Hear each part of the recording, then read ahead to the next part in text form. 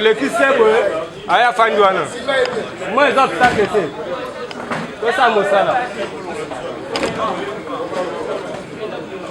commande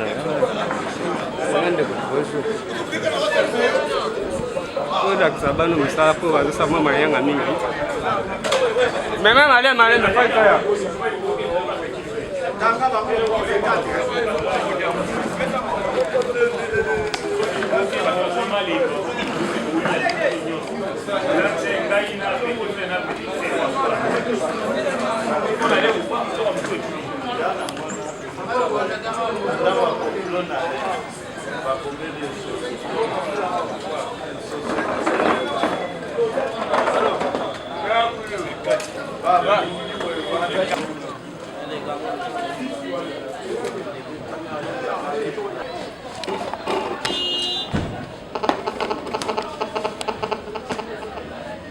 Monsieur le Président du tribunal militaire de garnison Kinshasa, Ngalema, mon capitaine, l'audience est reprise.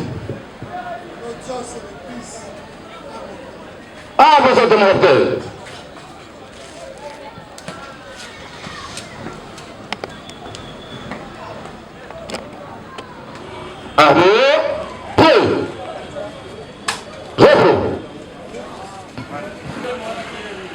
Nous avons deux affaires. Le RP 1867 qui oppose le ministère public à 106 personnes et le RP 1877 par 25 qui oppose l'auditeur militaire des garnisons, oui, prévenu. S'agissant du RP 1877, le tribunal a déjà fini de procéder de l'affaire et attend recevoir les réquisitions et le plaidoirie de la défense. S'agissant du RP 1867, sur un total de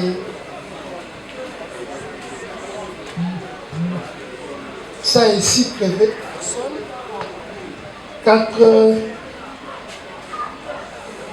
22 ont déjà comparu sur le fait mis à leur charge. Il nous reste 24. Et le tribunal s'est aujourd'hui de procéder à l'instruction afin de soumettre l'affaire aux réquisitions et plaidoiries. Le tribunal voudrait aussi rappeler ici qu'il a demandé au ministère public de lui produire les procès-verbaux de saisie de prévenus afin de les confronter aux données des faits, étant entendu qu'il s'est dégagé de l'instruction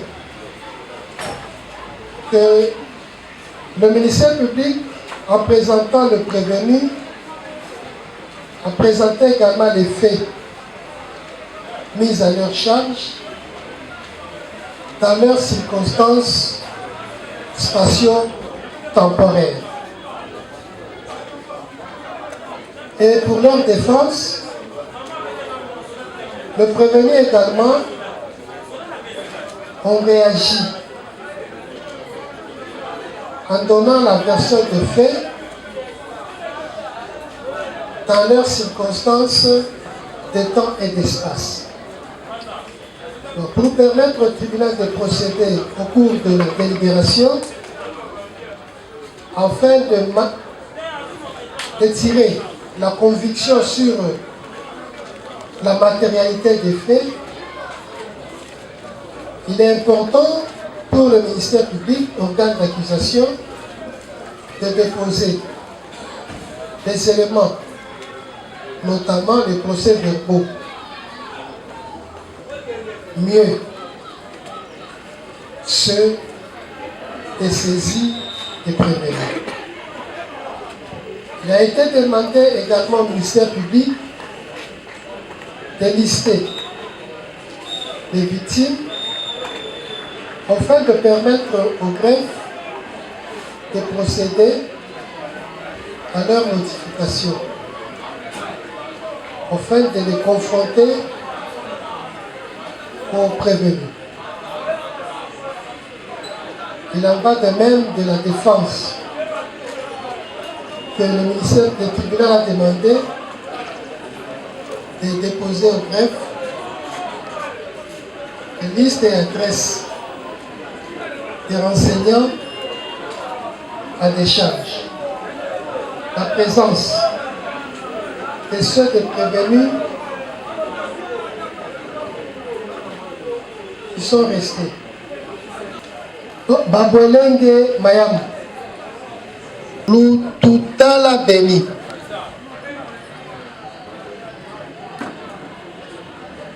Mulumba Ngalula Flori.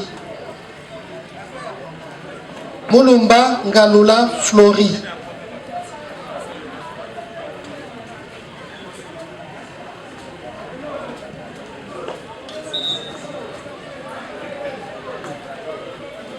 Kimbembi Mata.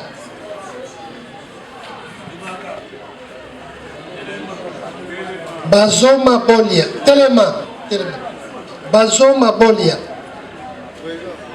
Telema.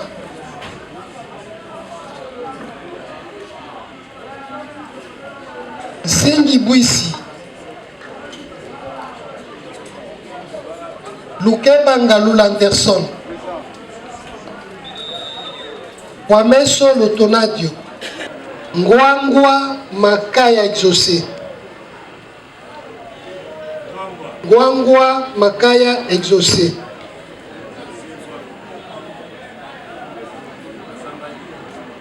Nyanga Mbala Chris.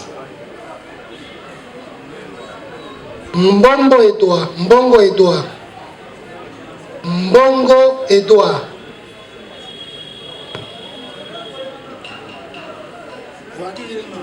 Kadi Ville. Monsieur, Télémisaï. Ngisila Mangoïsa. Nsiala Mbimbi Misha. Mbenza Jonathan. Lufwambuku Trifon. Mangenzi Futu. Mbemba Ngabu. Mayamba Joyce. Pido Madimba. Muchongo Makesi. Makengo Mavudi. Mavinga Kolominu. Mavinga.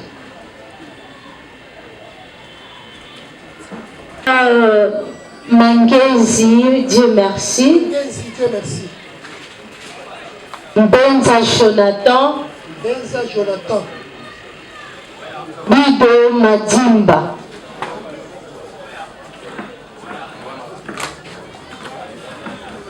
Bido Madimba. Okay. Mangezi.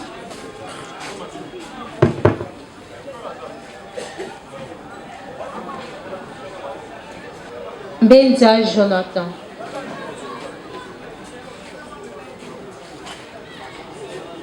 Oui.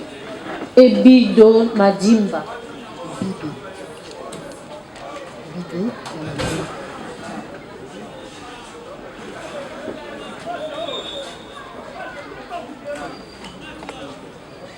Mangezi Futu. Bido Madimba qui? Et Benza Jonathan.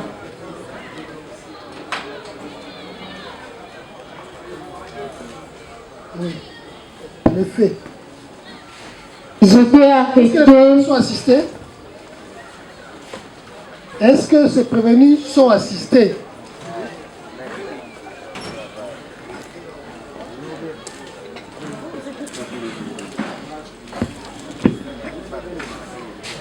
Maître Michael Zoka, Oui.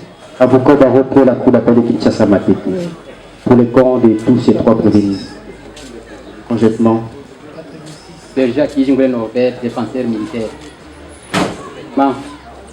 Lieutenant de police Félix, défenseur militaire. Le fait. Ils étaient arrêtés en date du 27 février 2025 vers 13h entre les avenues Lalou et Pumbo du quartier Bangou dans la commune d'Engalima en pleine action, c'est-à-dire ils étaient juste en train de se battre entre eux et les deux écuries s'affrontaient et c'est dans les mêmes circonstances de fait et de lieu que la victime répondant au nom de Ndwengi Ndongala Bernard avait été tabassée à mort à l'aide de machettes qui constituent en fait leur mode opératoire. Étudiant l'État à l'INBTP, M. Ndwengi Ndongala Jonathan avait rendu l'âme à la suite de ses blessures. Fils de Mbala Diko John. En plus de cela, ce même groupe de 3 personnes a eu à extorquer le bien de passagers, dont Madame Babika Loufouane de Rosette, une somme de $60, 120 000 francs et un téléphone de marque Itel A60, un autre téléphone Samsung simple, son sac à main, vers 20h précisément, dans le même quartier, mais sur l'avenue Louzoum. Nous avons dit monsieur. Benza. Mangezi. Bido. Bino nyonso misatu. Mokonzi bibe kwa fundi bino ke boza ba membre ya bakuluna. Ekiri na bino et agressaki mwana mboka étudiant ya IBTP akufi ya ba machette na lalu komina ngalieni. Pamba te bobotala pe lisusu ndeko mwana mwasi biloko na ye telefone na mbongo. Réagissez. Yo yambo. Kainga na komi na ngalema na Delfo. Nakangio na Delfo. Ouais, na Delfo. Moukolonine. Le 20 février na 19h. 20 février, 19h. Oui. 19h. Oui. Na Delfo. Banani bakangio. Policier à Mbata. Pona nini? Bakanginga parce que nazalaki pété les jours makambo wana elekaki. Oyebi makambo yango. Nayebi makambo wana ta. Toko lobi na makambo wana elekaki nazalaki te. Nini? Parce que nayoka na souci ati dans la koti bayebisinga ke o bato kuna babundaki babotoli mutu makambo ya mbongo me makambo nayoka awa ya mutu te koboma wana nga na oyebango te parce que nga dossier bakangeli nga mosusu nga ntango na wana kati ya susiasi baye na bato babomaki mutu na misu na biso na kati ya susiasi awa baza te me moko azali Joyce Mayamba. Joyce Mayamba. Ok. Ok. Oui, non. Bayaki na bango 6 personnes. Babeti mort d'homme. Wana biso na kati ya kasho ya mbata. Ponga bakainga na dossier wana ya mort d'homme te. Ngato bakainga babisinga ke unga na botoli Madame Rosette. Yopi bakanga na tikali komona Madame Rosette ya kolanda nga bima komplenya nanga. Il faut abima. Na mona été parce que na simba peloko na été na tikala pe komona madame wana te en plus pe makambozo ko melanga na ona yoka a unta kufi na yebi yango te po ba o ba bomi mutu ba ina ba una misu na ngai ngana kata susiat ba bisinga ba to ba beti mort d'homme baza libanda ba yakina bango 6 personnes moko ndi batinda misu to ya ne ipe crime 5 personnes wana ba bima to tika bango na susiat to mincho to lo ba baza libanda biso bayaka na nga boko bakanganga na mutu te na eloko moko te esa moninga meko yo bakangi wapi bakanga na ipeni pona nini batinde yanga na ketika mbonga bakisi paya na biso andobela kokena kendo tika mbonga bakisi apenana pe na ebena nganguti yo komona bido madimba bido ebe na ngangu fete na ketika mbongo kandeza la boy na kutana ba jeune garçon mona penana ba isinga kabela ngademi na bite na minito na mbongo te mbongo batinde yanga na ketika za mbongo bakisi za ndeti $7 leta na abi misa 2000 na pesa bango bawele na ngaba mbongo ndenga pela seliki mobali ka na kanyima ko na nzoto go bayana banga ka cheka msiba ebi bango babieti ngai na yaka ko kasho bango mbango na kasho na yaka kasho na lo bate na la mukati bapote bele na nzoto batanga pe moto na yo ko mana yo se tuve na susha tambata ya devu na devu na yana yo se tuve bakanga ndeti le 19 février ko ya kotanga moni ya ngakoti le 19 ya koti le 20 oki masana o batanga Joyce Mayamba ayesi bisote na zena telefone na ngana maboko bakuluna balingi baboto la ngango ndetang baboto nga telefone population quartier sanini ebeti moko na bango pe na liwa ebembana bayana ngona misu na biso na kata mbata na misu na biso mais tant basambisa biso na hypocrite basambisa biso kana dossier o ya mama Rosette to boto lembongo gwe dossier mo don be yeso tufika awa yenda bonga lo baba ngiba boto la la biso ko bapota machette na mutu musu na mapika awa ay bilu kamba mo don tira ndenge nini yo lobi basambisi makambo ya mama Rosette elongo na nani oyo na Dieu merci na Dieu merci alors que lobi Dieu merci akuta yo na kashu siko atangisa lo biso dossier na kashu yo lobi Dieu merci akuta yo na kashu poto sambole dossier mo dossier wa mama Rosette ananga pe basambisa ngana ipe kubi ba yo bete na kati yo go pour même le mama Rosette na simo de bakanga pe na devote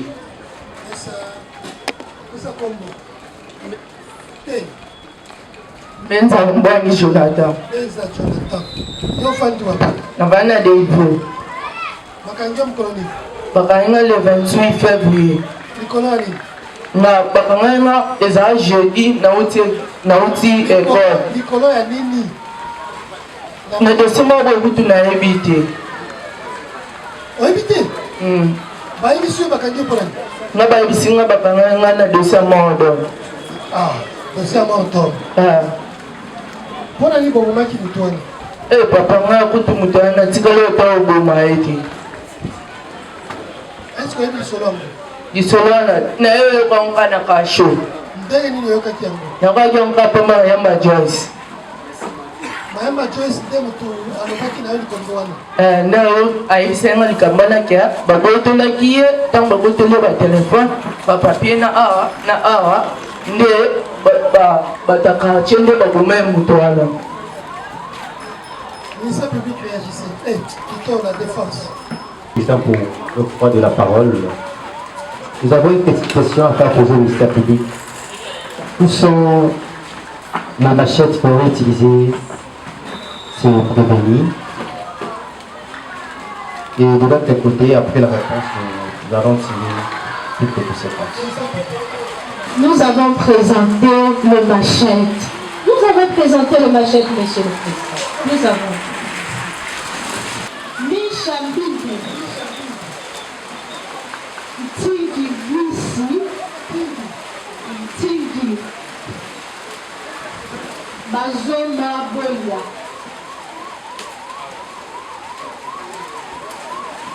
Mufwambuku Trifon. Mufwambuku. Mangesi Rossi.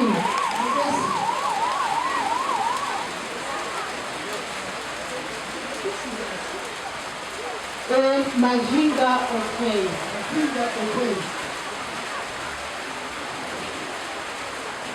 Ils étaient arrêtés en date.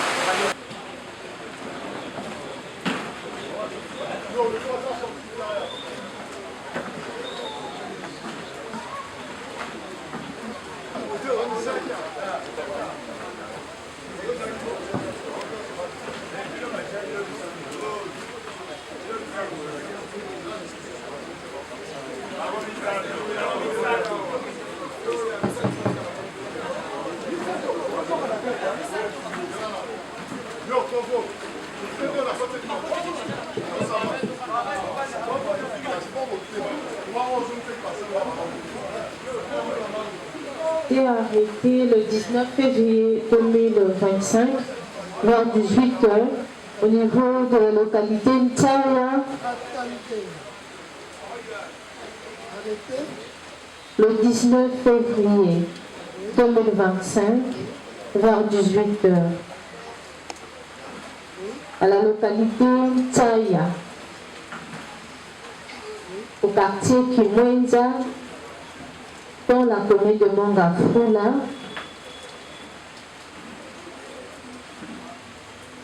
Ils ont grièvement blessé le neveu de M. Tsessi Fabrice, répondant au nom de Jérémie, à l'aide de machette. Tout simplement parce que ces jeunes gens avaient érigé un pont, ils ont obligé à Monsieur Jérémie de leur donner une somme 1000 francs pour le passage. Monsieur Jérémie n'avait pas cette somme demandée. Ils ont profité pour le blesser. Nous avons dit, Monsieur le Président.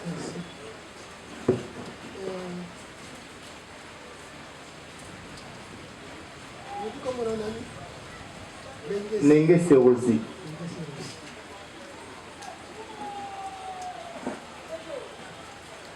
Na baninga bakangi bino mpona kozokisa Jérémie likolo ya 1000 francs. Kasi le plus important ici, c'est la façon de procéder. Rotier barrière na quartier Kimwenza, localité Tsaya, commune ya Mongafula. Mutu na mutu azoleka wana esengeli apesa mbongo, soki te akoleka te. Yango nde ntango mwana mboka Jérémie alekaki wana aza na mbongo te bobuki ye bobeti ye na machete. Eyoki Nga bakayanga Matadi Kibala. Matadi Kibala mpona nini? Bakayanga le 9 mars. Nazaki na musala pour na déchargeur. Déchargeur tokisa vraiment que taba Congo tokisa bilo ko ta dépôt. Mazosala musala ezaki appartient par 23h30. Madame ya dengi ngai pour ana azemi atika na mwa fabota. Madame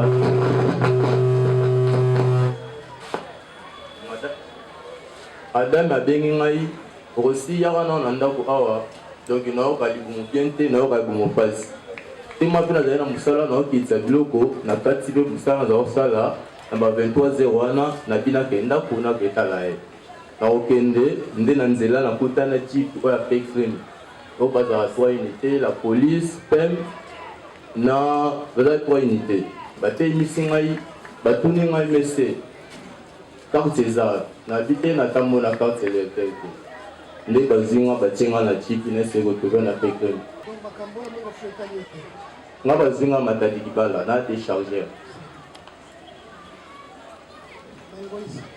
Ngoi. Afanya na Kimwenza. Kimwenza na Petit Pani. Ngade moko. Moko nga sa jardin kuna na yiki mkamwana. Because biso saka na prince na se kuna biso dokendaka biso te na yebi yango kuna kote na se mais biso saka likolo na prince mokonzi nga na ye makambo kolona te me nga saka jardin taka naza na mwasi nanga na mwana nga ya 8 mois natikaki na ndako bakangaka na Petit Pani na Mongafula likolo kaka na bango bapina sikoyo na butu basuda baye na 20h bakangaka place wana bakengaka na sucette ya nini place ya gare alema moko batini na eloko te mokolo nasala eloko te mokolo bato mosusu te nga moko kaka bato oyo bazalaki wana batikalaki bango na Mongafula wana sikoyo na part na bango oyo bazalaki na bango nga place wana na Poado nga moko kaka nga moko na moto oyo akobamisa pine mpa na ngai ke ye mpe bakangaka ye aza Micha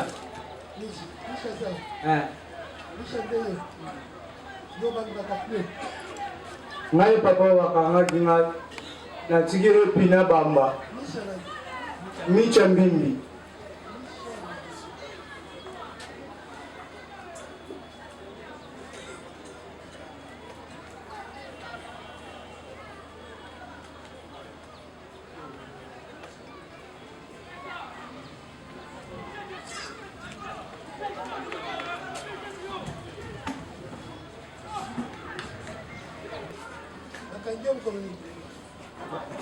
Le 12.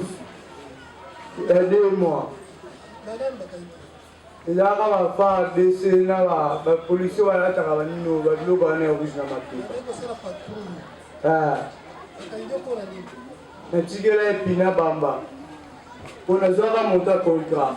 Na bité na kitinda kuna ko tigela bande kuna mbongo walia. Na komi na kulwa bu na ba ati ba fa bisi bazala kana. Bakani na eso na monta na tigi monta ko solo ko te zo mafungola yango. Ba bito ko zo ngati. Le te moni ka bu peut que na na bi problème ni papa. Leo kanga bo elo ka ba tiga likuna. Mokonzima da kana bi to ke de tina kwa do to landila. To na kwa do moni moto. Mama bi to tika e, nso bi te. Ah, to tika e te poto ke na e. Kuba matinga na jeep na tigi moto. Na sinyale ka ba mama wa za kana ke mi ka ke na se. Se wende gona ba e ba zo moto. Ba zo sa ba pesa pa ya na nga assista contrat. Ngai bakanga da wakai na sa jeep na ko muna yi.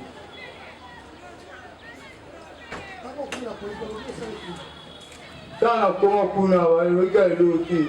Ba tiki biso na suseti mo za kana. Ba matina bangu. Apo anani papa na opeja na ndo ba o. Ba twa uso ko bunda. Ezeki na bino. Ngabi ngaza na moto fungula ya mama wana na ebite. Moto ya mana ke paya ya nende mbamata wa komisi mana ata district mangu na kenda te nalali kamba mwana la mina na nestu atanga go boma ipetri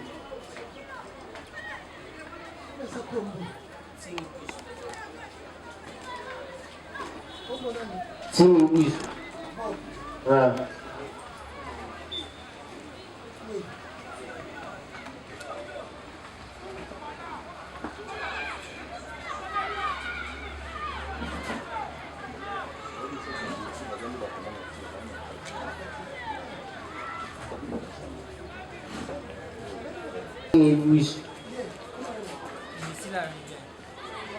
Merci la Ribin.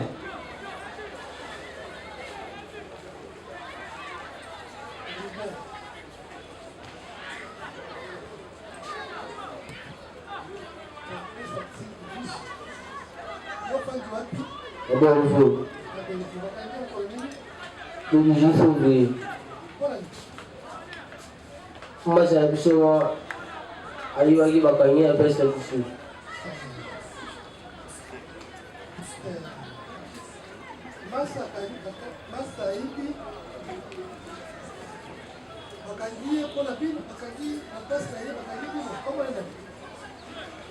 Akenele akimani. Onu meshan. Prepare akimana evite. Ayiwe mafada shimu. Mafada shimu. Kema zaidi. Masa ya kutabona ya kachi. Po, wamuna kutabona naye.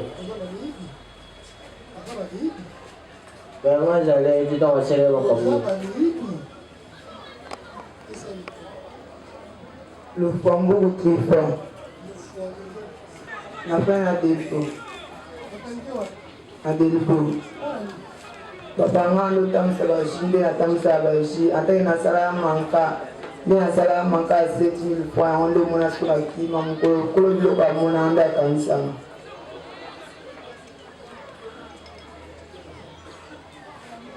Paka majinga otre. Namu mafula sipe mamu butu. Pakainga na matadiri pala. Na utagi salon po naga coiffeur. Na uti salon de na sise ko kaka suki na uzonga ya ba 20 de ba ujana bando sa ba pati na bango. Na ngana nzela sima batuni mai. Et bango bagage ko na veni na biso. Suset na bango ni kokota na kota na veni.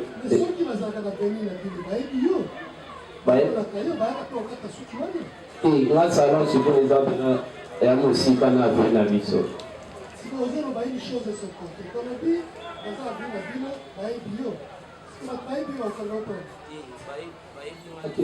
bayebinga te me bauta mitende batiale société na bango wana.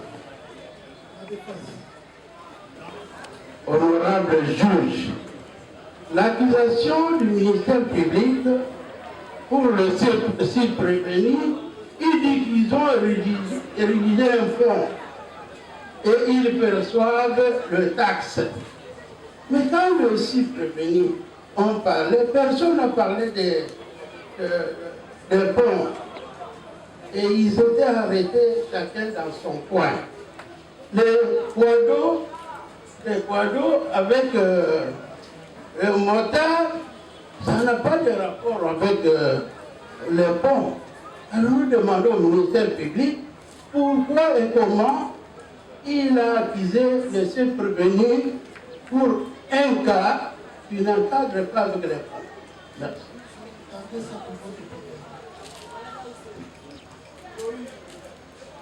Pour notre détail, Monsieur le Président, nous tirons les conséquences de l'événement dans la banque.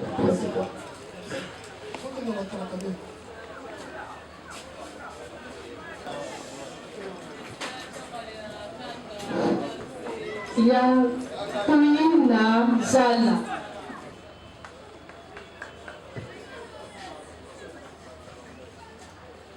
Comment on a dit?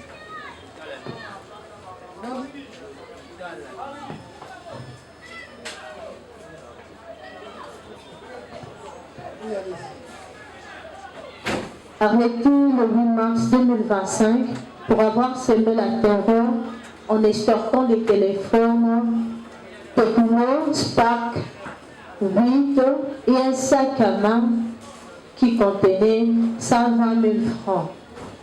Au préjudice de Madame Pierrette Kimbadi dans la commune de Selembaou au quartier Ouedi. Nous avons dit. Bakainga na komi na Bumbu. Na vai na Mabeka. Komi na Bumbu. Bakanganga Max. Le 8 mars. Oui. Bakanganga la Boutou. Akanga 19h. Nasina kanyi biloko. Basoda. Ah, na biode. Na tekaka. Na commercial. Na tekaka ba papier mouchoir, ba biscuit, ba bonbon. Na kanyi na mape biloko bien, na tesomba biloko na coin. Namona ba biode bakainga mbamo. Elo kote bakainga mbamo faka bondage. Si ba meminga ya commune ya Bumbu. Bana lelo ti lelo na eba te so na sala nini ti ba memanga pe écrit baya na nga a.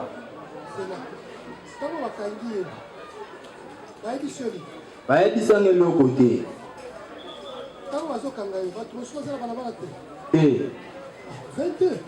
19h à 20h.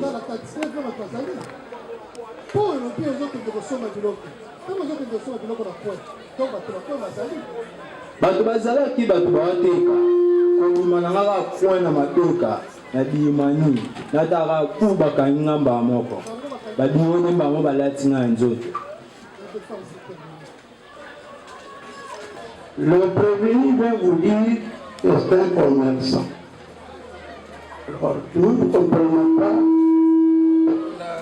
Madame comprenante ici a été l'autre à la portée. Mais quand tu as entendu parler, il ne dit pas que c'était madame là, il a arrêté ses biens. Il s'agit des bureaux de Balati et Nansot. Le ministère public nous dit réellement qu'est-ce que la preuve de l'exonération. Votre parole n'est pas innovation. Parce que oui, mais si on ne sait pas comprendre comment est-ce qu'à 19h, sur la rue, la voie publique, il y a encore une circulation fluide qu'on ne vous arrête que vous. C'est une justification. Mais il faut apporter la preuve de vos allégations. Cela ne suffit pas seulement de dire je suis commerçant, encore qu'en droit vous connaissez. Le commerçant, c'est qui? Pour le cas d'espèce, on peut arrêter même à 14 heures, même à 8 heures. On arrête, monsieur le président. C'est pourquoi on peut arrêter pour avoir commis des actes d'extorsion d'un téléphone Techno Spark 20 appartenant à mademoiselle Pirette au quartier ONG. C'est le mal. C'est ça l'effet de l'accusation.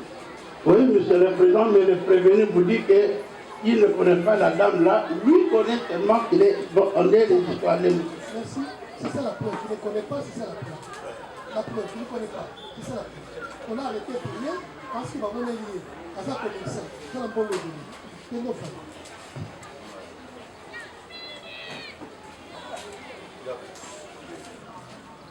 Oza kwame sur le tournage de thé. Kwame sokavange pour le tournage de Moïse.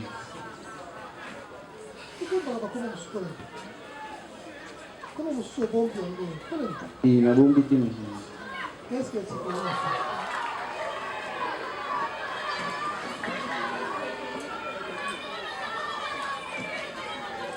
Le prévenu Kwameso, il était dans le groupe de Mutombo Makese, si vous pouvez appeler Mutombo Makese. Mutombo Makese, Caleb et Kadivilako Salema. Kadivilako. Mutombo Makese, Caleb. Kadivilako Salema. Attendez. Allez-y. Mars 2025, aux environs de 6 heures, le 20 mars 2025, aux environs de 6 heures, au croisement des avenues Goufou et 24 novembre, que les 3 prévenus devant vous ont agressé et stocké le téléphone Itel de M. Nziza et son sac qui contenait 285 000 francs, un flash disque, une montre Versace à l'aide de machette dans la commune de Selembao. Monsieur, c'est là, ouais. Là, on a la mapata, on a le gagnant.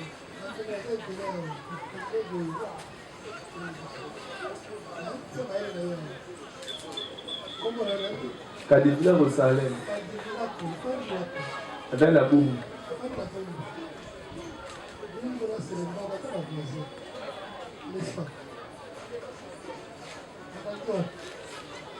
Avec la Wiz. Et dans Selema. Je vous dis la pousse de la caméra. La dame, la dame. La tombe, hein? Elle a tombe. 6 heures. Il y a 7 heures. 5 heures. 7 heures. 7 heures. La dame, la dame. Elle n'est pas mettre pour la dos quand tu es bien tout. La salle va jouer dans deux qui est sur la tête. Elle a carré.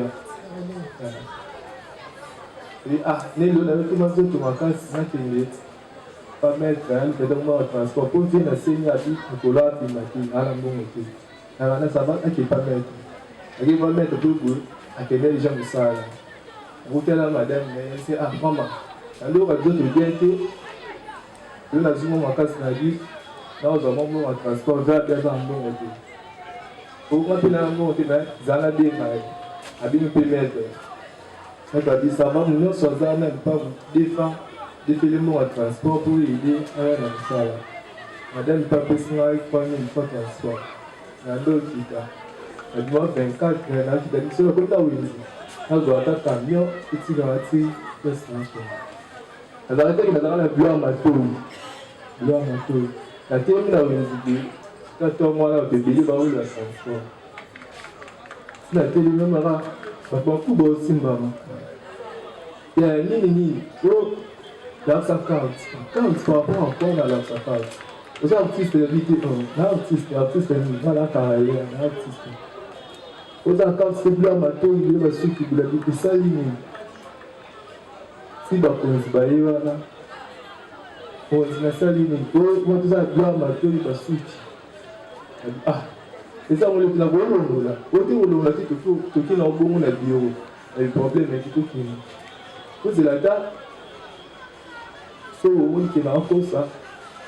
Quand l'eau et puis on dit la caïne pour le bien matin. Pour le bien matin des fractions.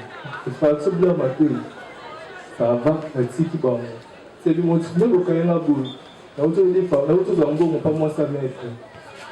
Parce que baby qui n'a qu'une l'air de ça là. Ce bois est bandé qui est pour gagner.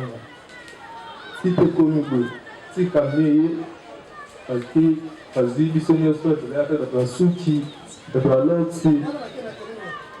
Vous allez dans Suicide, il y a la nuit, le soyas, parce que ils sont mieux sur une poitrine. Si la famille est bandée au Landa. Parce que la famille évite mettre petit là, évite là le téléphone, il y a le numéro à mettre si les loups il y a raté. Si les loups. Ceux qui les acquièrent sur le monde, la peine à la masse. Peine à Zati, celui qui vote le loup, peine fois là de pas réclamer de l'eau. Ah, peine à Zati l'eau,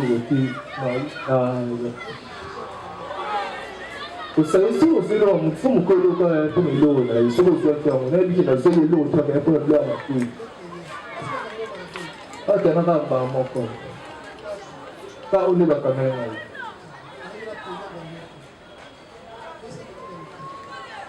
Nous sommes marqués séparés.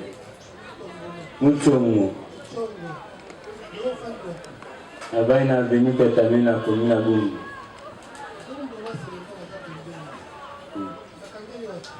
Akayenga na veni panzi na 24 ezalaki vers 7 heures na eta nga na ndoki bulo nga ndoki mosala mpona charpentier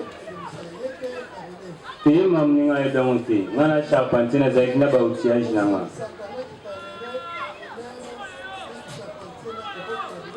te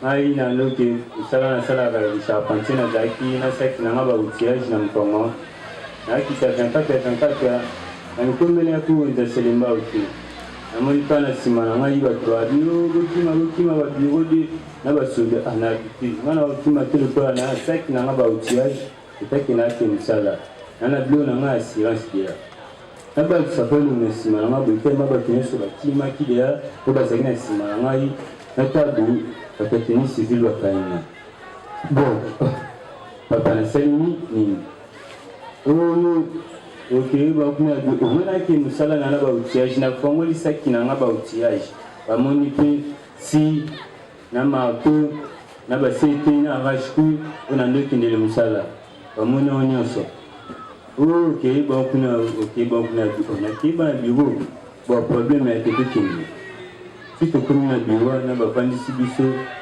uniti moke bamayati biso komi na selemba tokokaki kuata na kati ya kashote mbamwa baliokamine bakiti biso epepe ntina lelo te ye mamonaki kuna société esika moko te nga ezalaki verse te nga nake mosala ye mamone na ebon te nga bakanga na yanga siko na wenze te nga wenze te na aveni panzu ya mosika na wenze bakende na nga na la police oa susete ngai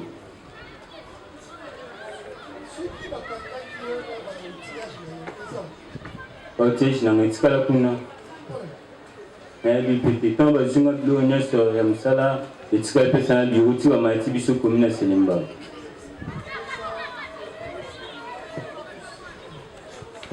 wamisuka bange komotono ye moïse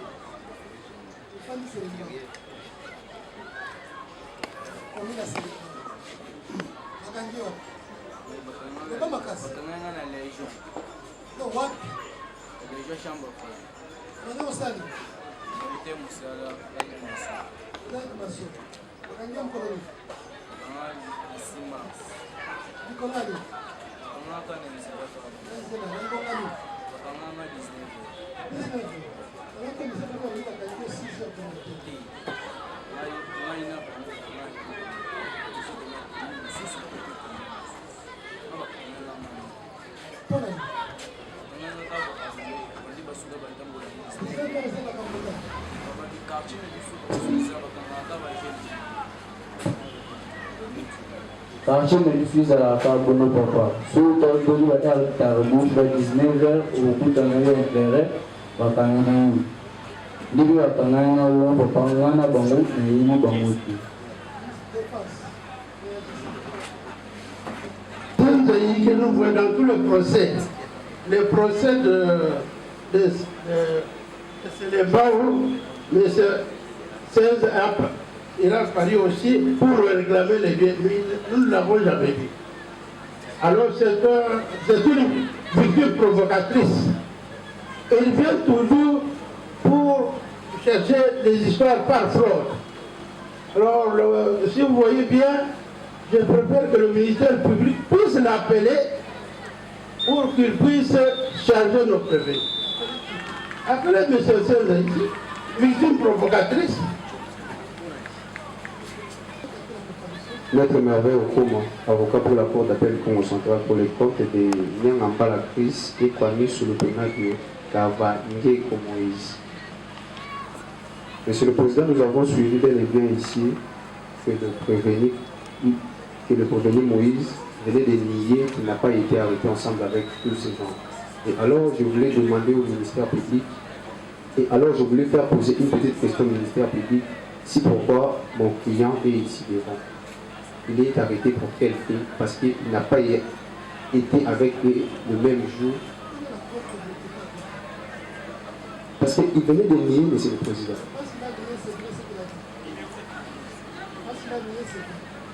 Monsieur le Président, parce que si on pouvait croire par rapport au PV d'audition, parce qu'il n'y a pas de PV d'audition qui est là. Merci, Monsieur le Président. Oui, Monsieur le Président, nous intervenons pour les comptes de prévenir Mouchonga Makes. Étant donné que les prévenus, vous avez bel bien vous dit son travail en tant que maçon, et nous développerons nos moyens au moment de la plaidoirie.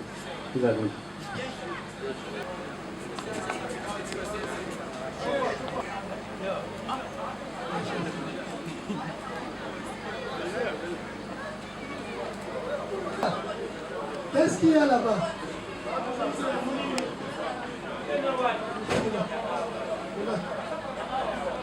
Kula, quand tu discutes.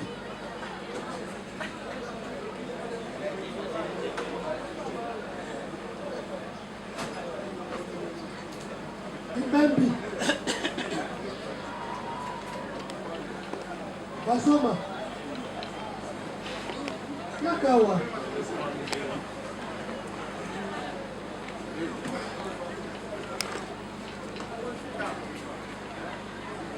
Anderson.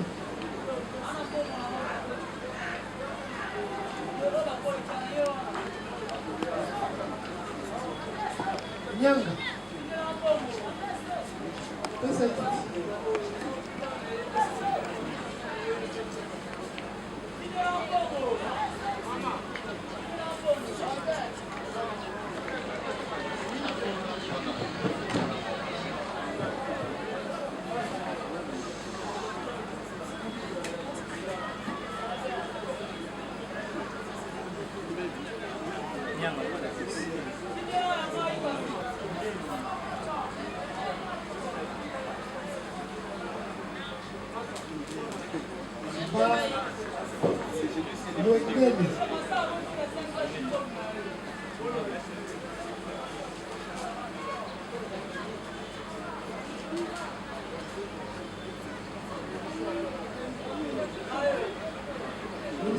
Qu'est-ce que le produit Balengele Mayambu a fait?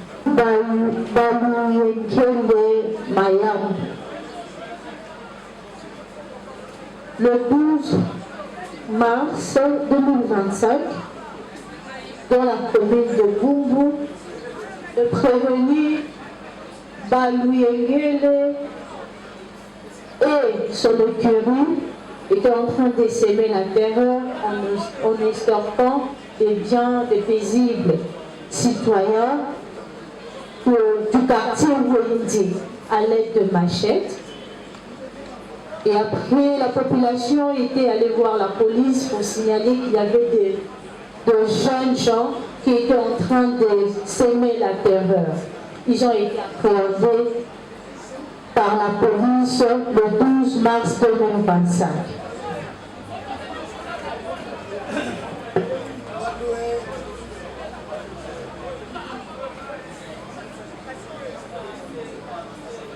Balengele. Fantua. Bumbu. Fantua. Bagaimana na bibi?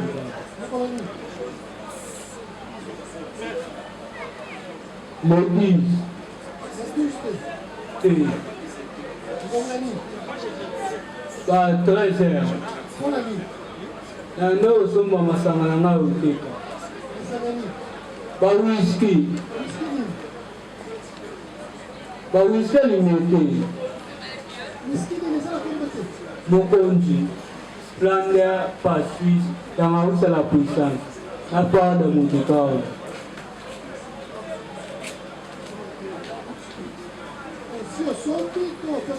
Nasoma ki deja. Nateka a chaque jour na cabine. Ah. Bakanga barabara na masanga.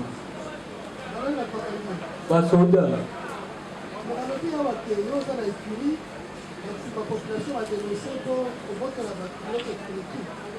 Nane kiwite. Tunafanya wenjete. Afanya mwata peti sawa na katikati.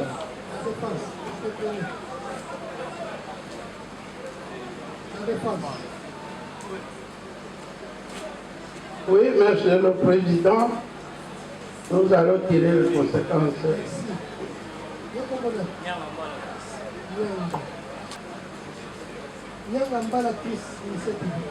Oui, pour Nyangamba l'actrice, le colonel Nyangamba l'actrice a été arrêté dans la commune de Selembao le 15 mars 2025 aux environs de 18h. Là, il a stocké le téléphone de monsieur Landou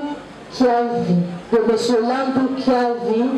C'était au croisement des avenues Landou. Nous avons. Papa, avant il a venu la commune à Selembao. Abakainga na uti matanga na yana nga na pena manifeste bakainga mercredi dachini na unatonga to utola la pena mocha ba 5 éclairage utola la pena mocha na ya dozunga sombali muna kama éclairage bakani na bina kuchi na yiki pelo upiti mbali nyinga china la police. Ya, créé à Ibisco. Il y a moi aussi. Oh, moi, ça. On est le marié.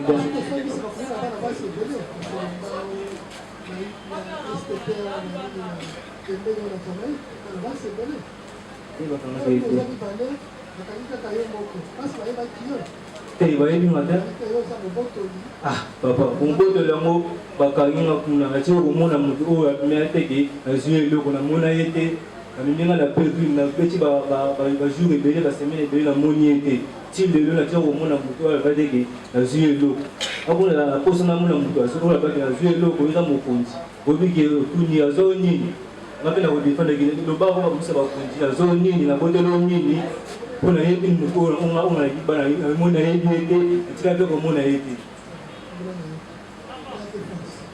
Vous venez de poser la question pourquoi ça n'était pas arrêté.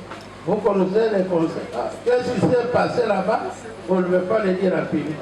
Alors, c'est le président. C'est un procès. Qu'est-ce qui s'est passé? Mais c'est le président de une femme. Une femme, on a vu, puisque moi je suis défenseur des femmes. Alors, ils ont vu qu'elle doit aller préparer et faire autre chose. On retient son frère. Monsieur le Président, dans tout le procès, vous attendez toujours. On vous parle de téléphone, on vous parle de dollars, on vous parle de dollars, on parle de francs congolais. Monsieur le Président, est-ce que dans notre pays ici, les vols, extorsions, c'est seulement le téléphone? Ce sont des mensonges, Monsieur le Président. Les prévenus étaient en état d'ivresse. Normalement, on pouvait les remettre chez le prophète et après 24 heures, on les libère.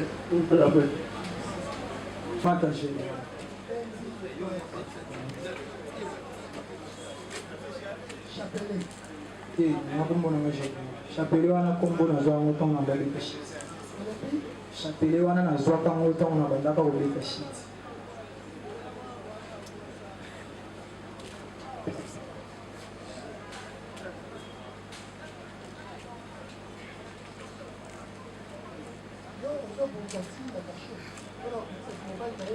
Et papa, na bungi na kashoki.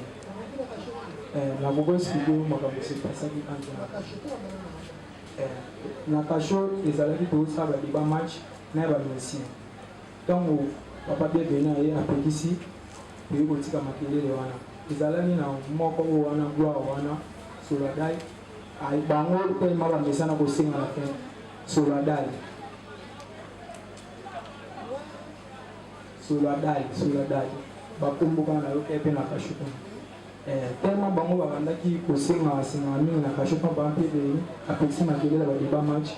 Allez, moi tira imande salami ngana si ba bisi biso to ko samba kuna abando ko singa makambo yo okolo to yaka olo to yaka mini komi ngala pesi doki to buka kashoki na promettre na ko ma ina ndenge ba abola biso ba kashona tindo ba zo singa to kuna pa doki.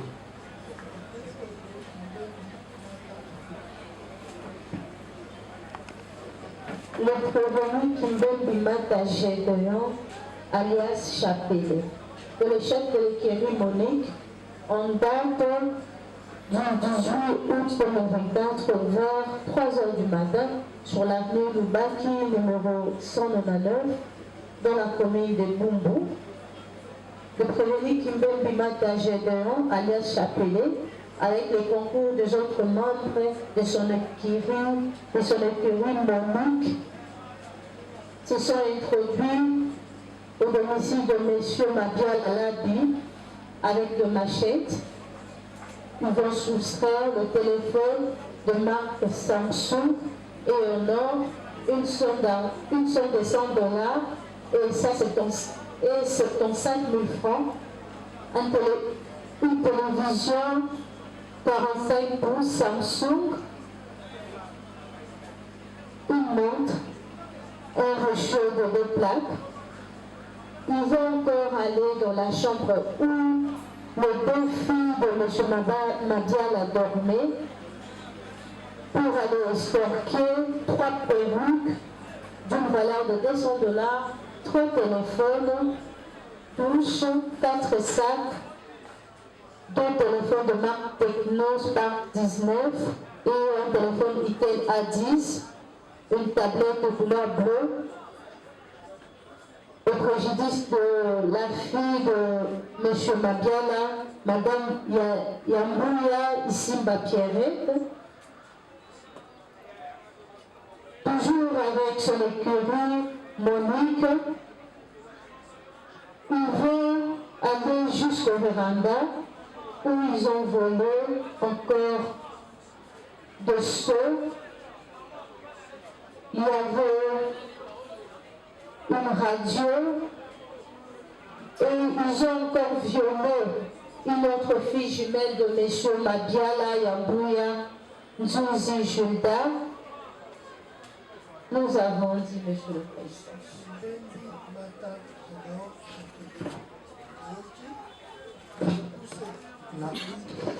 Et papa. Oui.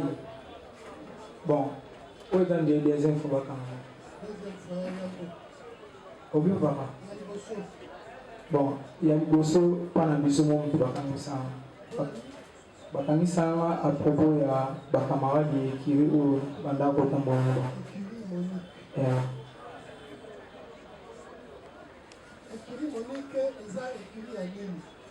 Écrit wana ezalaka lokola staff tosalaka lokola staff tobanda sorti mais entre temps eyaki kokoma bamasa mosusu bakomi komema na ndenge kuluna bakomi komema na ndenge kuluna ti à partir de 2019 nga nayaka kosela chane na bango nakoma na makambo nanga mosusu eyekoleka na mwa ya ba 8e mois boye nazalaka to te nakoma na ntiango mpa mama kulutu na mosusu ngai ntango nazalaki na ekiri ezalaki nano ya kulona te ezalaki sous forme staff tobandaka kokende bamanifestation bon eyaki kokoma ba 2021 presque bon bakomi akobunda balaki na bango bakobotola babiloko na bango bakomi akobunda na bamishe nga na tika depuis ka baparent nga bakanisanga na 2019 nga bakangi nga na lutaki pa grande sœur na nga na samama oya na okita nakomi tout près na ngeba bakita boye nataka babiro de balaki mélanger ya esprit na ya ndo bayaki bakanga kokanga bakanga toke na commune wana kovanda na vandi boye 4 jours namona toke entre temps na ovanda ngai bakanga ngelo te ngelo te papa circonstance bakanga ngana hiti donc Namando. Inanda kuti papa. Iya. Bakanga na baba. Ni papa. Izalaki ba 15 heures. Bakanga ka ngamoto tozalaki bien.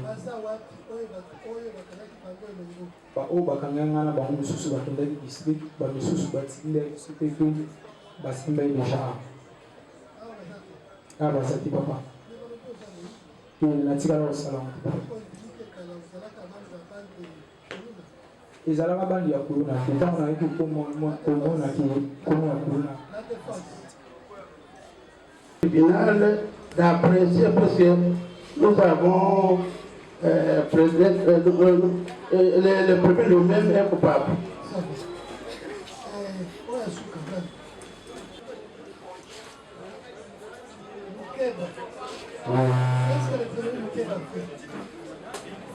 Merci, Monsieur le Président. Le prévenu Lukemba a été ensemble avec Nankesi de Merci Bido et Nzeba. Ils ont stalké Mangesi, Benza, Bido, Madimba, déjà comptable. Ils ont stocké le bien de M. Begindongala Bernard, où il y a eu affrontement de deux écuries. Ils ont stocké une somme de 60 $, 120 000 francs, un téléphone et un sac qui contenait une montre Versace, le flash disque. C'était au niveau de la Loue et le quartier Pumbo, dans la commune de Ngadiema. À Selimba, le 19 mars, naza kopera na tekaka mabele abandaki kolinga soda baoleka nga mpe natali kaka te basoda baoleka nga mpe naoleka kaka boye namoni bango nde bazwi batinga maboko bakangi ngai bon bazalaki ebele te tozalaki 3 personnes atikali bango kuna na commune nga nde ta nakomi na commune nde bazwi nga bacharge nga baye nanga na ipeke nga banda nakotamana na yi batemba liboso bakangama akosi bino makambo te natikali osala makambo wana te na 11h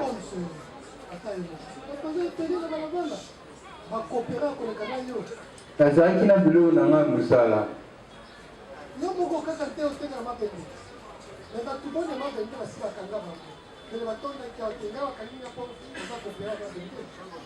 so nazalaki koluna nde na mona bama na ngai nakima nakima bango mpe te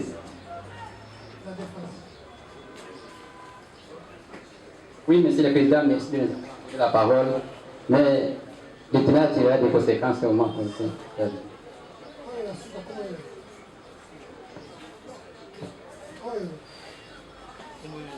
nakwea na kati na basuku baleki wana derangeant miso babeta wana na kasho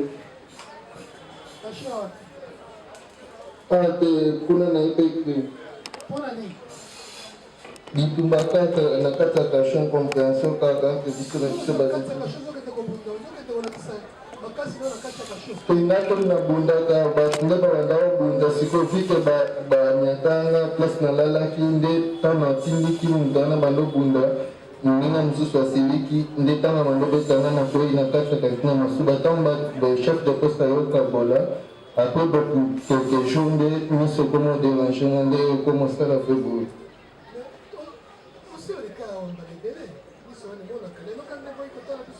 dans le cas ça l'a non bien na banda na pe komona mais après na comprendre que ni compliqué ngo que la minute non ko komona bien bazoma bodo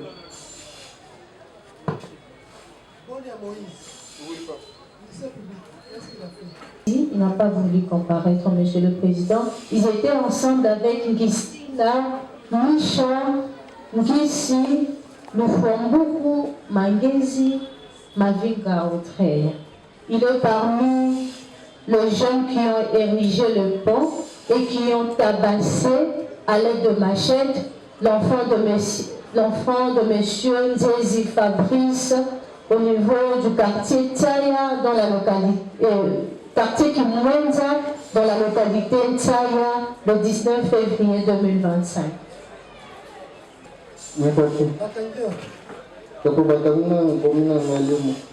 na bota matiti biso tobeta matanga sikoyo ntango tobemi prince alalo mpo tosombama papa tolia ezalaki jour azali mondial kozonga na biso tokutanaka basele nde baninga ntango bafimi bamonika basele bakimi ngai monaki ao na retard nde nayozwa mwa retard okima bakangi ngai badominga mpe na kasho nakomi ya balema mpena na mbata mpe baotia dosi na biso baotinda biso na ye mpe crime nde tose retrouve na ambiance nayebi mpe toso bango bakimela nini ezaka donc paniki kaka nde bamonaka la police nde bakimaki mpo ezali mpe na minui vike touta yobima touti matanga tobimi kaka mpo tosomba mapa kozonga tozonga mpo tolala kuna tokutanaka basele mpe ekanga bato kokuta daya bato ebele na kati bakangi mpe biso mpe mais bakangi biso te ke oyo tosali eloko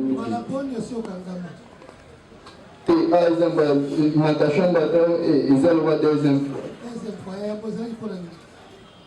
yo liboso ezalaki kaka mpona makambo matiti nabwaka na matiti sikoyo moto moko donc so nayebani na moto neti na mobango moko mo nabwakaka neti nabwakeli bino lelo apo boyofutanga mbongo lodi sikoyo moko apesanga deya mbongo na ye etondeke na baka matiti na ete na bosana na mavike journée yango mpe nasala mwa kote ebele na bosana kobwakela matiti après ba quelques jours ntango nayozonga ndongo na bango acomplike yanga mwa échange de parole ayokanisanga na batama ya peta te yenda banda kofinga ke moyibi oyo depuis napesa mbongo bwaka biloko na nga te osondola mwana yo moyibi zonso mbongo na ngai nisete mama na miniti ona mbongo te mosomo ya ezali nakobwaka oyo esengi nabwaka na journal lelo oyo wana mpona oyo wana na mbongo te na miniti omwa échange de parole wana mwana na ye mpe asepela ete banini ekomi simba mpenza nde bayokanisa ngai apres ntango naslike na la polise nasalaka so 3 jours bayotika ngai deuxième fois nde yango. L'état de santé de prévenir n'est pas normal. Vous dites votre honneur? Non, votre honneur. C'est simple et constat. Concernant les faits, votre honneur, le tenant tirera des conséquences.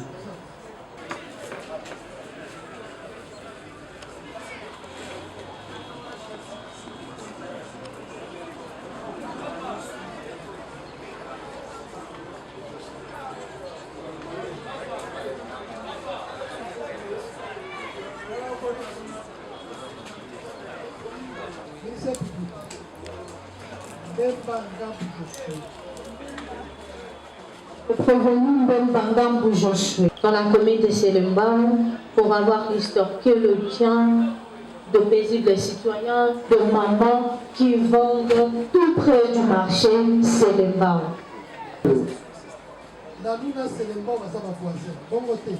Oui. Bakanganga na Selembao po na bana na ko bona biso aveugle atinda wani pa mama na ke zo biloko ya kolia na komi na Selembao na moni basoda kokota na lupango nde basoda balandanga bakanga yelo bakangelanga na ye bapete pamba ba boye papa bakozala te bakanga banga moko.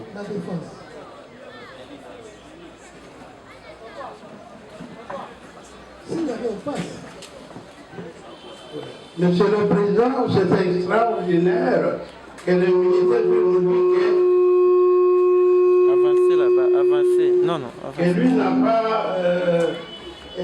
pas volé les téléphones, mais il a volé les légumes. Monsieur le Président, les légumes, comment faire? On peut prendre un petit rien pour aller manger. Lui, avec les mamans qui vendent là, il n'y a pas d'infraction puisqu'il avait faim. Oui, monsieur, lui, il n'a pas le téléphone. Lui, il a pris seulement des coups pour aller manger. Le criminel peut apprécier ça.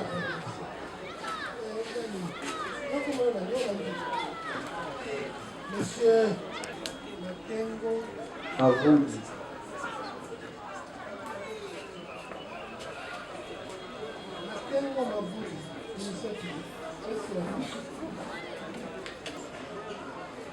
Tout près de l'avenue Tamak et Kimayala, arrêtés pour avoir extorqué un sac qui contenait un téléphone Android Tecno Spark 19 et une somme de 70 $ et 20 000 francs de Madame Judith Lando le 16 mars 2025.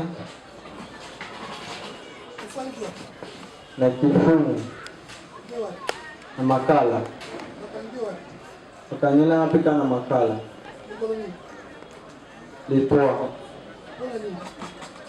na kaya vagabondage papa na utali musala na sala ni Edmondson nde tuuti musala tukuta chantier nde na obima chantier na wazonga ndaku na kutana basoda bakanga bazwi batindinga bamo komini ya bumbu nde batindanga ka komini ya bumbu ali komini ya bumbu basharge nga batindinga oui oui batindanga sko oui basoda oyo bakanganga baza kwa bumu ale batindinga mpe gumi na dossier nayebi te nde nayo okoma tia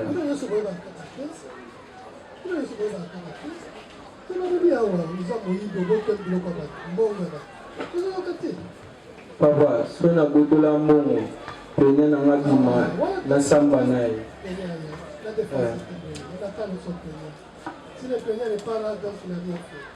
Merci beaucoup, M. Beda, pour la passation de la ministre de la parole. Nous avons suivi le prévenu et nous avons suivi le ministère public. Nous donnerons le meilleur de nous-mêmes dans la plaidoirie et nous tirons les conséquences. Mayamba Joyce.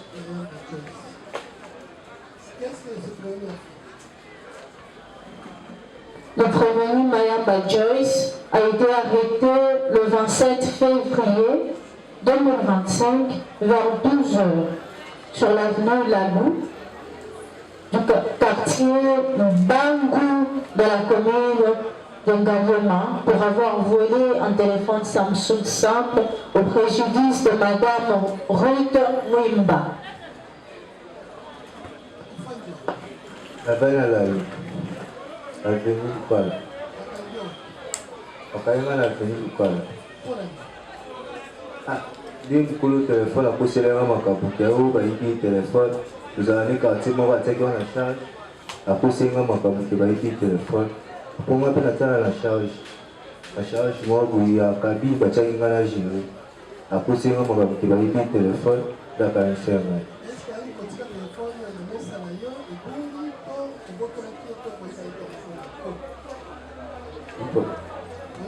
nayoki mingi nayoki bien te po réponse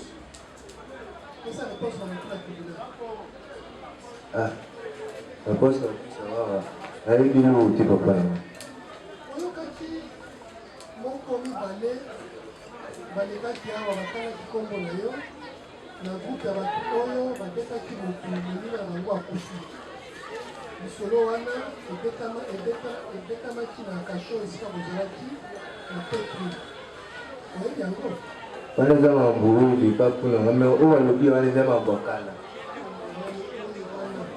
wana eza navandaki kosopo na biso nasimbi telefone na ngai nabi te mpo wana balongoki nga na kopi ya oyo nanda kosala nabi te nakende kotya mega wana na telefone na nga moko nakotya mega napusani kosi natya mega 4 jeune batelemisi nga oyo nafina bango nafina bino nga mbongo ngo nazongo wapi nafina bino nga balanga 1000 francs mbongo ngo nazongo wapi nafina bino moko mosusu azalaki wana aza mpe na telefone so akofina biso tolobotolo telefone oyo ndemaka komosa akotana abotolanga telefone ndekabandako koboya moko abimisi lichete na nzoto wana baparte ba 16h ezalaki 12h te 16h abimisi lichete na nzoto ndabetanga te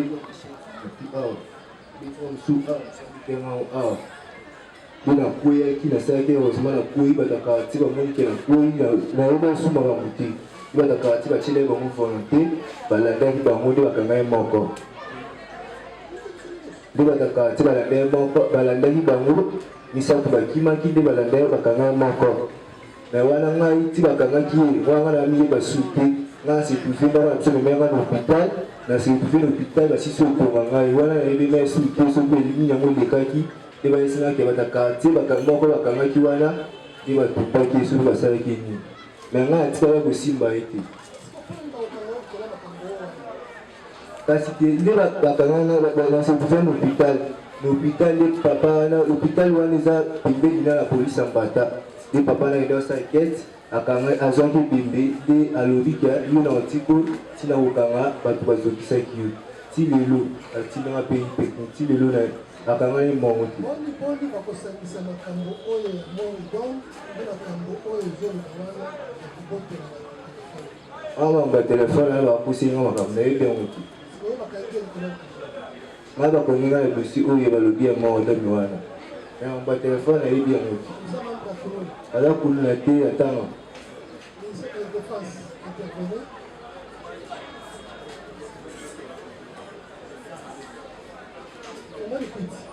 Oui, Monsieur le Président, Maître Gilles Makoulouka, avocat du barreau du Maniema, pour le compte des deux Ismaël. Monsieur le Président, nous avons une question à faire poser au ministère. Parce que nous sommes dans l'ambiguïté. Nous voulons savoir, nous sommes déférés par devant votre vice-tribunal pour quel fait? Monsieur le Président, pourquoi nous disons ça? On est dans l'ambiguïté. Nous, on a été arrêtés parce que c'est nous qui devrions être partie civile. Parce que le prévenu par devant votre vice-tribunal vient de vous montrer comment est-ce qu'il avait été arrêté par les 4 géants. Lui-même vous a dit que non, il ne sait pas parce qu'il était dans l'inconscience. Il avait reçu, nous on avait été hospitalisés, Monsieur le Président. Oui. Vous avez suivi ici, deux prévenus ont allégué ici le fait leur rapporté par votre client. Et si moi je suis ici, c'est parce que dans les faits commis, il y a eu mortel. Je me suis. Oui, Monsieur le Président. Mon client a dit ceci. Et vous confirmez ici que vous êtes là pour ça. Oui,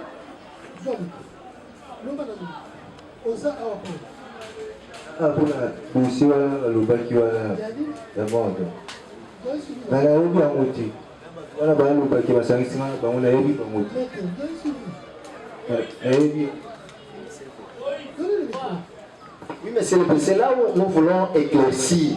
Il dit ceci. Lorsque lui était déjà dans l'inconscience, les gens du quartier, il était hospitalisé au niveau des Souciat. On est allé le prendre dans l'hôpital pour l'amener ici. On est allé le prendre dans l'hôpital pour l'amener ici. Non, Monsieur le Président, mais comme le moment opportun sera là, nous allons vous brandir parce que c'est les pièces attestant qu'il était hospitalisé au niveau de l'hôpital des Souciat. C'est quel moment? C'est quel moment? Bon, nous sommes en matière pénale, à tout moment, même au moment de la plaidoirie, je peux le brandir.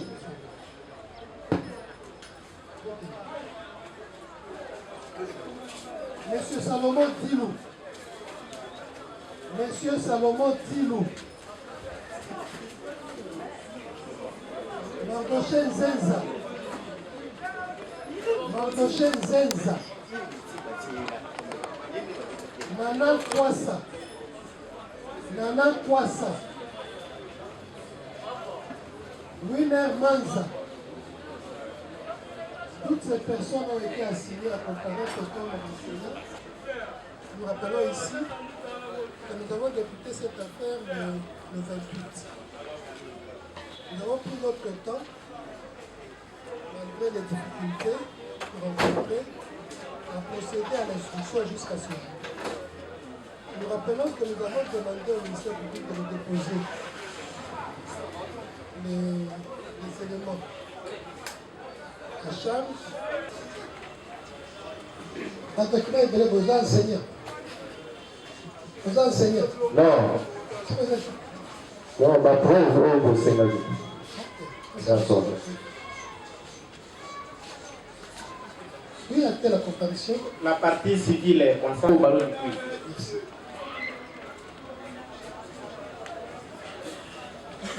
Avocat, il va reprendre la cour d'appel de Kinshasa Matete. Merci.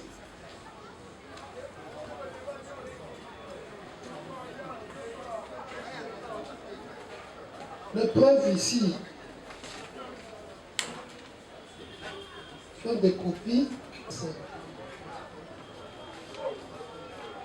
annonçant les décès de Hans Ndilou Kwasam, de 22 ans, résident Séléma. Il y a également une copie libre, photocopie d'ailleurs, d'un certificat de décès. Décès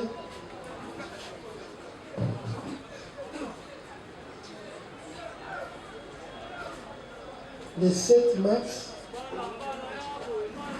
2025 à 15h10 par le docteur Lusamba Ekila, médecin du gouvernement de l'hôpital général de référence de Makala.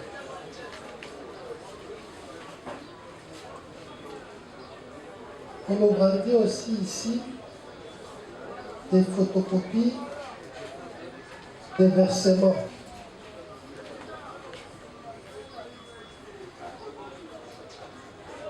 Des frais à la banque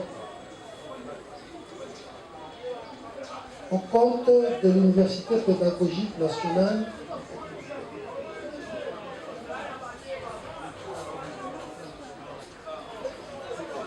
vous trouvez que, en plus de sa qualité d'étudiant, la victime était également décédée. Ça va. La défense, dans son ensemble, est-ce que tous les éléments ont été soumis au contradictoire? Contre Jonathan Mutombo, Pamba, Maître Moïse Salom, avocat baron de Kinshasa Matete.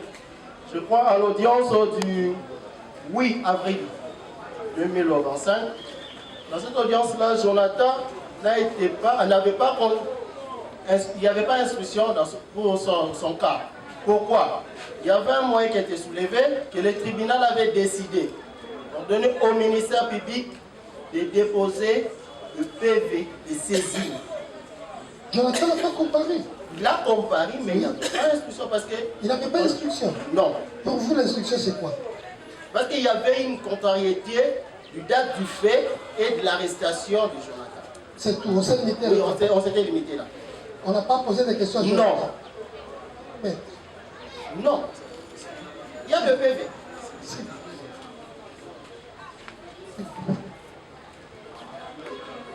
Il était question ici, le tribunal a dit, en liminaire, ici, en ouverture, et même après que tout le monde est passé, que nous attendons encore du ministère public les procès-verbaux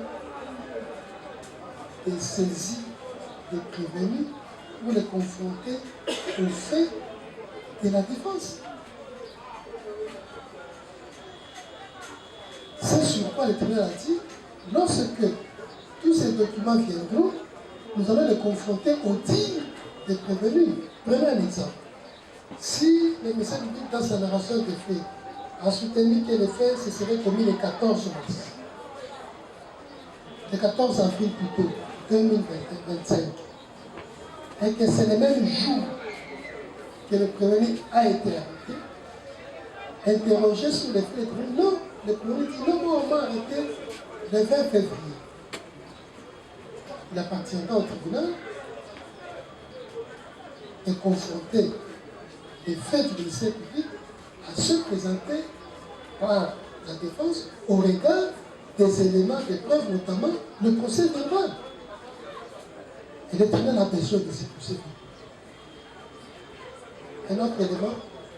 Demandé au tribunal que la partie civile puisse verser au dossier le permis d'inhumation et le... Oui, le permis d'inhumation est là. Non, là c'est... Pour notre partie, hein, ça va.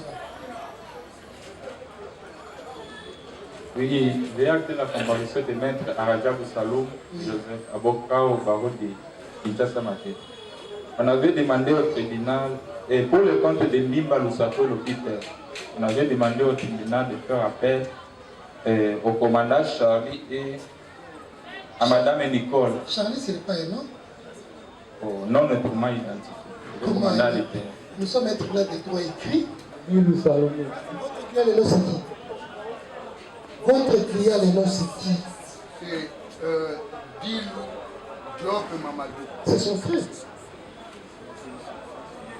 Il fait comparaître comme enseignant. C'est son frère. Hein? Comme enseignant. C'est son frère. Vous croyez qu'il veut plaider contre son frère? Comme enseignant, monsieur. Pour nous dire quoi? Monsieur le Président, nous avons déposé la liste des témoins et des renseignants. Pour nous dire quoi? C'est pour décharger notre client parce qu'il est poursuivi par... D'accord, Kangayo. Yakanami. Yaka. Yaka. Bon, tiens, dans mon Tukawani. Toi, tu veux t'amuser avec moi. J'étais chassé. Madame, bon, tiens, dans mon Tukawani. Bon, tiens, dans mon Tukawani. Avec un homme de sourire, il y a qu'à passer. Faut pas faire ça. Faut pas faire ça. Faut pas faire ça. Faut pas. Je vous défends à l'avenir. Hein? Donnez les éléments de droit pour décharger votre bien. N'allez pas chercher ici devant le tribunal. Tu ne peux pas accepter ça. Yo, non, non.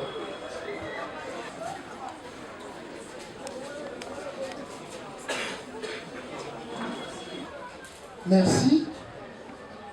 L'audience est suspendue pour reprendre le mercredi à 10h. Sandri.